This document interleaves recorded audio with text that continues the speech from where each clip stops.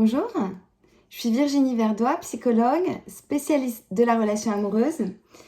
Et aujourd'hui, je vais vous proposer une vidéo sur un thème qu'on a tous plus ou moins vécu.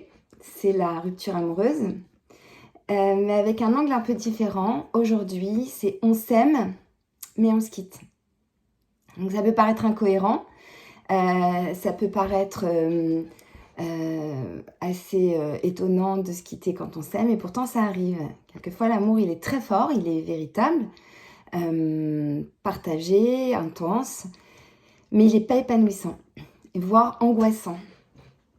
Donc on n'est pas du tout serein dans cette relation. Est-ce qu'on pourrait dire qu'on n'est pas compatible? Je crois pas. C'est peut-être qu'on n'est pas compatible aujourd'hui. C'est important pour soi, si on n'est pas bien, bien sûr, si on n'est pas bien avec l'autre, de prendre du recul et se dire que même si on est amoureux et que c'est réciproque, ça ne suffit pas. C'est le bien-être avant tout. Donc si je ne suis pas bien dans ma relation amoureuse, la vie ne sera évidemment pas douce, elle sera instable, angoissante, inquiétante. Est-ce qu'on peut vivre comme ça toute une vie? Non, clairement non.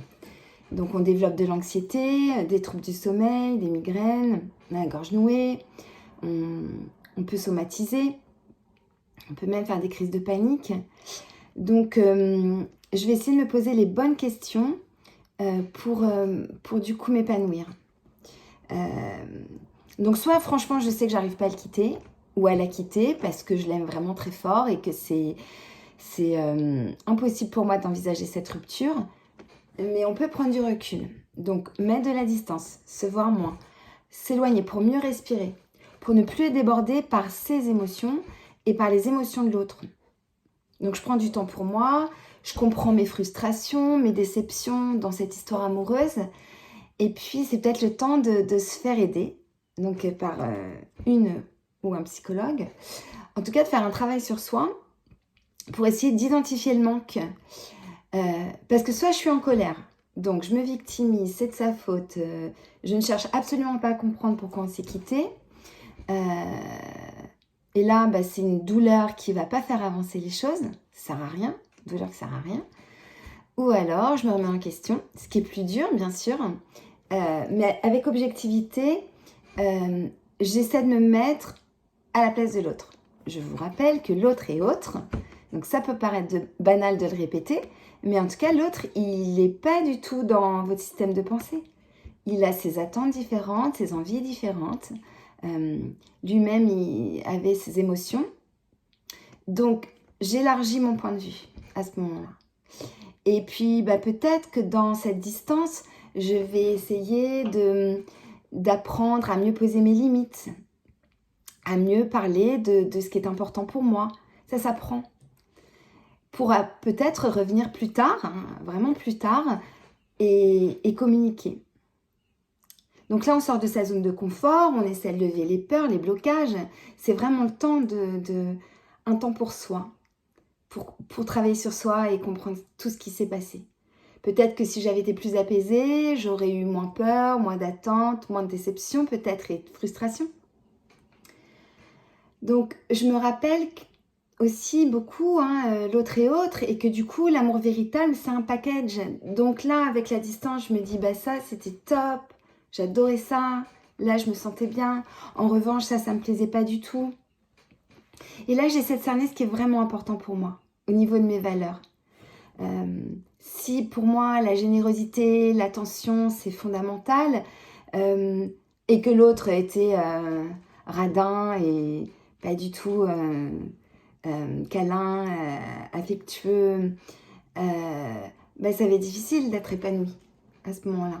Donc j'essaie vraiment de poser l'équilibre. En tout cas, ce qu'il faut se souvenir, c'est que se quitter, ça peut être une très bonne chose quand on s'aime encore, si on a envie de travailler sur soi, de se faire confiance. Et peut-être que plus tard, on se retrouvera. Qui sait? On aura levé les blocages et du coup, cette relation sera peut-être sereine. Attention, là encore, il faut que chacun se remette en question, en ait envie, et puis qu'on arrive à se rejoindre.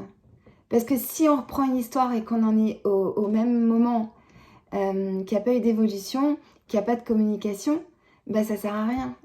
De nouveau, on sera triste et déçu. Donc là, on laisse du temps, on s'éloigne, on respire. Et puis, petit à petit, si jamais on se revoit, on essaie de communiquer avec de la remise en question. Et puis peut-être qu'à ce moment-là, ça sera le bon timing parce que les événements de vie seront peut-être plus adaptés à une relation amoureuse épanouie. Eh bien, si cette petite vidéo vous a plu, vous a aidé, tout ça vous a un peu éclairci, n'hésitez pas à la partager, à liker. Vous pouvez vous abonner à ma chaîne parce que là, il y a pas mal de vidéos qui vont venir. Et puis surtout, n'hésitez pas à m'envoyer des messages parce que je les lis avec beaucoup de plaisir. Ça nourrit ma réflexion. J'y réponds. Vraiment, j'essaie de répondre systématiquement à tout le monde. Et donc mon email c'est virginie.verdois, VERDOIS, @psychologue, pas du tout, c'est pas du tout ça. C'est virginie.verdois, VERDOIS, .psychologue au singulier, @gmail.com. Passez une jolie journée, apaisée. À bientôt.